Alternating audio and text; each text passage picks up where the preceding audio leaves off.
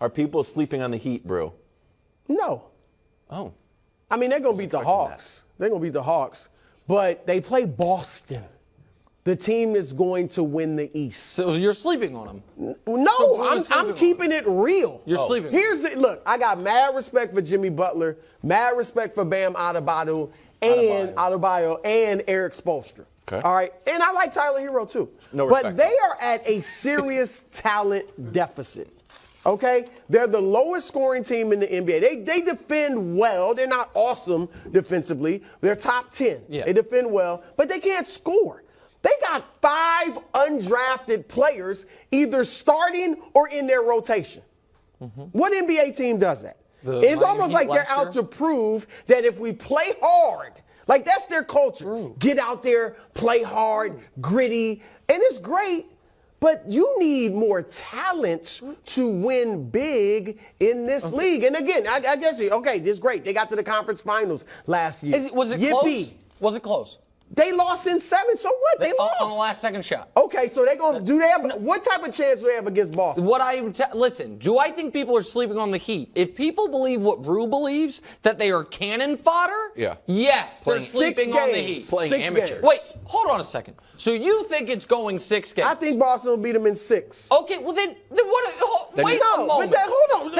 You can have a 6-game series that's never in doubt.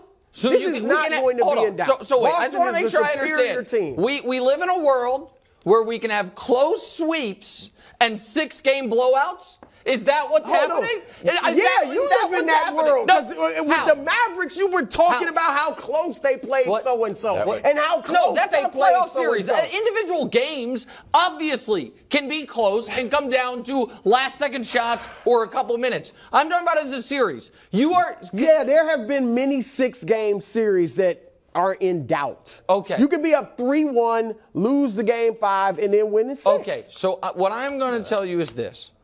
We saw these two teams play in the playoffs 3 years ago with Jimmy. Right. And Miami won and ended up going to the finals. We saw 2 years ago both of these teams go out in round 1. Mm-hmm. And we saw last year this team with Tyler Hero miss half the series, with Jimmy Butler injured and still outplay everyone on Boston. So pick them. And no, because my point is not that the Miami Heat are going to win. My point is that of all the first-round teams you could have in the East, and this is why you should be able to... That's an That's why inarguable you point. should be able to draft your playoff opponent. It's why it's unfair to Boston, because they would not be picking Miami. And the idea that if this is 3-2 Boston, going back to Miami for a Game 6, Boston is not terrified of what lay ahead. And for you to totally disregard... They've gone to Milwaukee... backs absolutely against the wall, stared down the best player in the world, and won. They're not frightened of Max Strus and Gabe Vincent that's fine, and the crew. And nobody's frightened of, I mean, if we're just going to, again, do this thing where we just name the white guys of Sam Hauser or Peyton Pritchard, we can do that, but I'm more focused on Jimmy Butler and Bam Adebayo and Eric Spoelstra. That is the other factor here. Are you not at all concerned about Spoelstra versus a rookie head coach? I'm not concerned.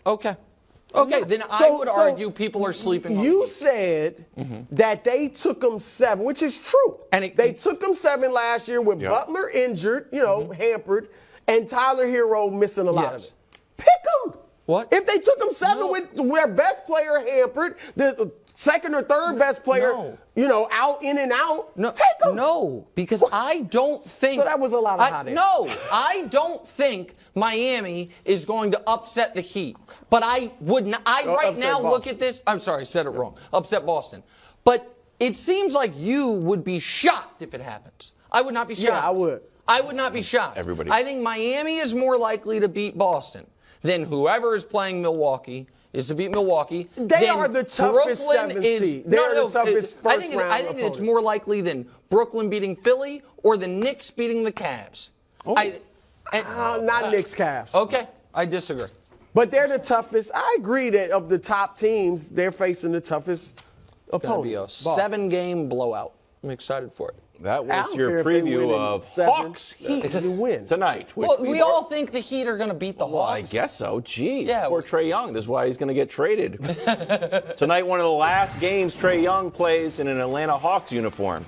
Strong maybe, according to Kevin O'Connor. Quote, league sources say the Hawks front office has the green light from ownership to do whatever it wants with this roster. That includes trading Trae. Nick, should the Hawks do this?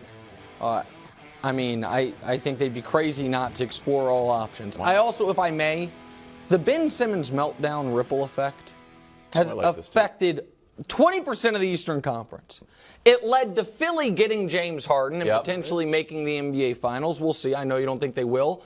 It led to Brooklyn breaking up entirely as the and it led to Atlanta believing they were really close and mortgaging their whole future for DeJounte Murray. And now they might have, they get to the conference finals, and now they might have to blow it up. That one meltdown, we're still feeling the effects. All right.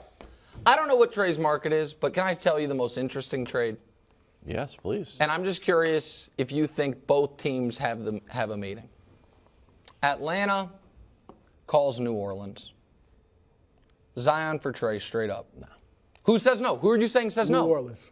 New Orleans. So Trae, health is not a concern. They're on the same timeline, essentially, both locked up. Zion plays about 30 games a year. So you think? So by the way, I'm not ready to give up on Zion. But you wouldn't be giving up on him. You'd be adding Trae Young. Yeah. Again, it's a good trade. I want to make it clear. Trade. I'm not saying I would do it. I think that is the. I wouldn't either because the upside with Zion feels so massive. Let me throw another one at you then. Trae Young for Zach LaVine, 1-for-1. What about that? Chicago has to have a point guard because Lonzo may unfortunately never play again. Caruso can cover up some of the deficiencies. You let DeJounte get back on the ball. It just feels like. If that happened, we wouldn't even. It would if there was a busy news day. We might not even talk about it in the show. Like, hey, Zach LaVine's in Atlanta. Like, okay, yeah. No, but it'd be about Trae Young. It's interesting. But if it's fine.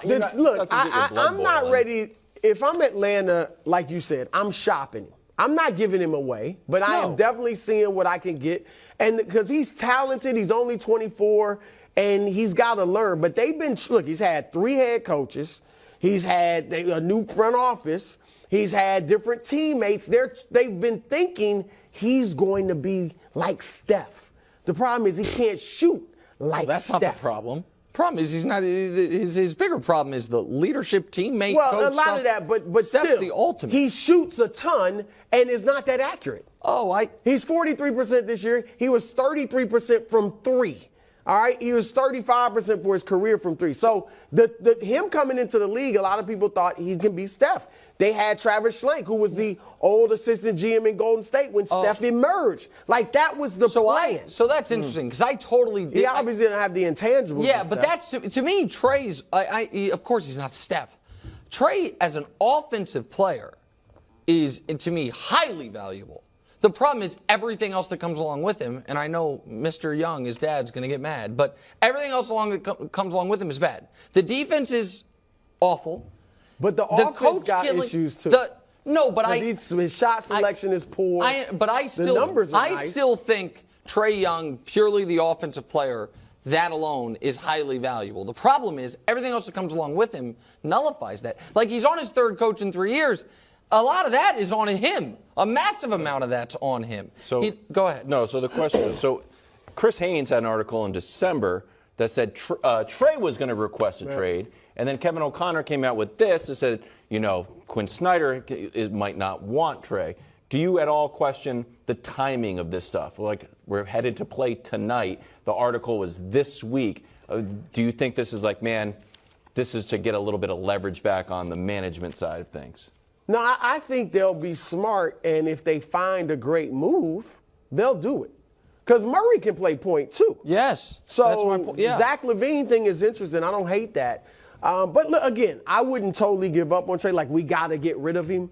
But I would definitely look and see what's out there. I wonder if Philly won't flame out. But if something, I was thinking about that. Happens, if Harden leaves, Daryl's big on give me talent, and Joel Trae can pass. Harden back to Houston? Maybe. Yeah. Look, Trae can pass. Trae would understand, I believe, that Embiid's the guy. I don't hate that Embiid if can Harden cover leaves. up a lot of the defensive. Yeah, I don't hate that. limitations. I don't hate I like that. it. The Harden back to Houston thing That is don't bizarre. make sense. You left because they're bad. Yeah, now but you now gonna they're go going back. to have Wemby. I Harden don't want and Wemby and Harden hanging. Harden Let for Wemby- Trae. You know what? I If bet Harden Harden would like flames Atlanta. out in the playoffs this year, no. Come on. Shingun? Harden? Thanks for watching. Subscribe here to get more from the show and to check out clips from other shows on FS1.